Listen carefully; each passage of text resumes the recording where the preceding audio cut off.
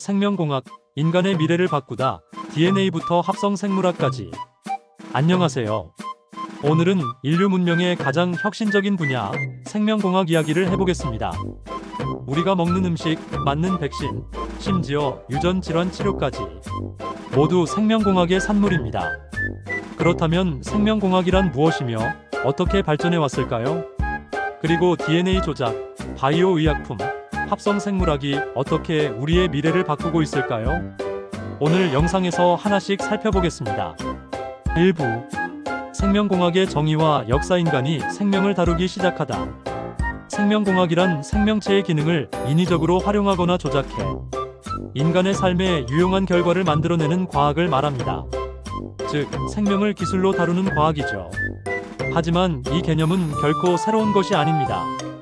인류는 이미 기원전 6000년 전 효모를 이용해 맥주와 빵을 만들면서 생명공학을 사용했습니다. 19세기에는 루이 파스테르가 미생물 발효의 원리를 밝혀냈고, 그때부터 생명공학은 과학으로서의 첫 발걸음을 내딛었습니다. 20세기 중반, 1953년 왓슨과 크릭이 DNA의 이중나선 구조를 발견하면서 본격적인 분자 생명공학 시대가 열립니다. 그 후 1973년 과학자 스탠리 코엔과 허버트 보이어는 유전자 재조합 기술을 개발하여 생명공학은 단순한 연구를 넘어 새로운 생명을 설계하는 기술로 진화했습니다. 2부. DNA와 유전자 조작의 원리. 생명의 언어를 해독하다. 확장판. 우리 몸의 모든 세포에는 하나의 설계도가 들어있습니다. 그것이 바로 DNA, 즉 디옥시리보핵산입니다. DNA는 생명체의 유전 정보를 저장하고 전달하는 핵심 물질로 지구상의 모든 생명체가 이 구조를 공유합니다. DNA의 기본 구조. 생명의 코드북. DNA는 거대한 분자이지만 그 기본 단위는 매우 단순합니다. 당과 인산 그리고 염기, 이 세 가지가 결합한 뉴클레오타이드가 마치 레고 블록처럼 수십억 개 연결되어 있습니다. DNA를 구성하는 염기는 4가지입니다. A. 아데닌, T. 티민, G. 구아닌, C. 사이토신. 이들은 수소 H, 산소 O, 질소 N, 탄소 C 원자로 구성되어 있으며 각 염기마다 오각형과 육각형 탄소 고리 구조를 가지고 있습니다. 예를 들어 아데닌과 구아닌은 이중고리 퓨린계, 티민과 사이토신은 단일고리 피리미딘계 구조로 되어 있죠. 이 염기들은 서로 짝을 이루어 연결됩니다. 어는 T와 2개의 수소결합을 형성하고 G는 C와 3개의 수소결합을 형성합니다. 이 규칙적 결합이 바로 염기쌍이며 DNA의 정보를 안정적으로 보존하게 만드는 열쇠입니다. 이중나선 구조. 꼬여있는 생명의 사다리. DNA는 단순히 직선형 사슬이 아닙니다. 두 가닥의 뉴클레오타이드 사슬이 서로 꼬여 이중나선 구조를 이룹니다. 마치 나선형 계단처럼 한쪽 가닥의 염기가 다른 쪽의 염기와 정확히 짝을 이루죠. 이 구조를 1953년 제임스 왓슨과 프랜시스 크릭이 밝혀내면서 인류는 처음으로 생명의 정보 저장 원리를 이해하게 되었습니다. DNA 한 가닥의 나선은 지름 약 2나노미터 10억 분의 2m, 한 회전마다 약 10쌍의 염기가 배치되어 있습니다. 이 나선형 구조는 세포 내에서 약 2m 길이로 늘어날 수 있지만 놀랍게도 지름이 겨우 세포에게 10만 분의 1에 불과한 공간 안에 완벽히 접혀 들어갑니다. 이것은 자연이 만들어낸 가장 효율적인 정보 압축 시스템입니다. 30억 개의 염기쌍. 생명의 암호. 인간의 DNA에는 약 30억 개의 염기쌍이 존재합니다. 이 방대한 코드가 바로 인간 게놈이며 2003년 인간 게놈 프로젝트에서 처음으로 완전히 해독되었습니다. 이 염기쌍들은 단순히 무작위로 배열되어 있지 않습니다.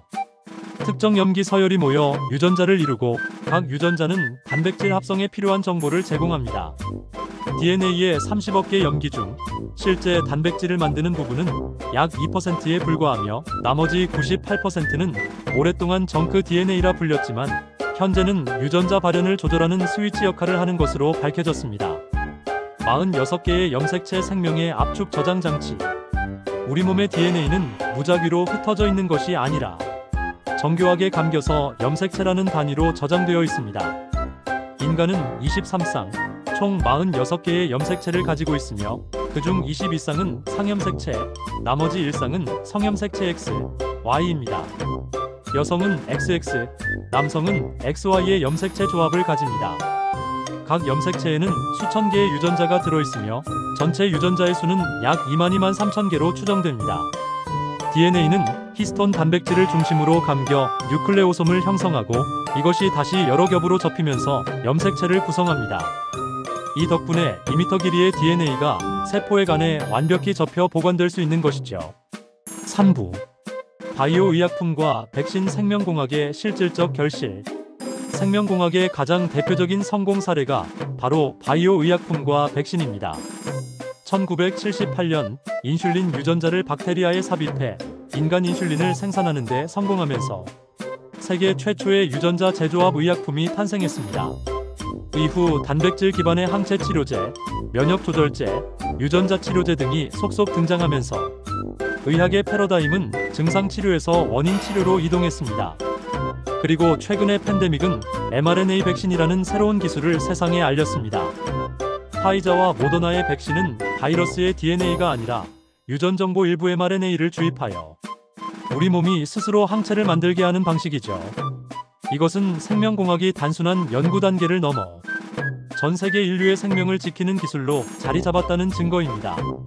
4부 합성 생물학 생명을 설계하는 시대의 도래. 이제 생명공학은 한 단계 더 나아가고 있습니다. 합성 생물학은 기존 생명체를 단순히 조작하는 것이 아니라 새로운 생명체를 인공적으로 설계하고 합성하는 기술입니다. 예를 들어 과학자들은 이미 인공세포를 만들어 의약품 생산이나 오염물질 제거에 활용하고 있으며 심지어 유전자 회로를 설계해 세포를 프로그래밍하는 연구도 진행 중입니다. 이것은 자연의 한계를 넘어선 생명공학의 최전선이라 불립니다. 하지만 동시에 윤리적, 철학적 문제도 함께 제기되고 있습니다. 우리가 생명을 창조할 권리가 있는가? 인간이 신의 역할을 대신하려는 것은 아닌가? 이런 질문들은 앞으로 생명공학의 발전 방향을 결정짓는 중요한 논의가 될 것입니다. 5부 생명공학이 바꾸는 미래, 인간의 진화, 그리고 윤리. 미래의 생명공학은 단순히 병을 치료하는 수준을 넘어서 인간의 능력 향상으로 발전할 가능성이 높습니다. 유전자 조작으로 질병 없는 아기를 만들거나 노화 속도를 늦추고 심지어 기억력 근력 강화도 가능해질 수 있습니다. 동시에 바이오 산업은 국가의 핵심 경쟁력이 되어가고 있습니다. 바이오 의약품, 바이오 에너지, 바이오 농업, 생명정보학 등 거대한 시장이 이미 열리고 있으며 AI와 결합한 바이오 디지털 융합, 이 새로운 패러다임을 만들어가고 있습니다. 결국 생명공학의 발전은 기술의 진보뿐 아니라 인류가 스스로를 이해하고 윤리와 책임의 경계를 설정하는 과정이 될 것입니다.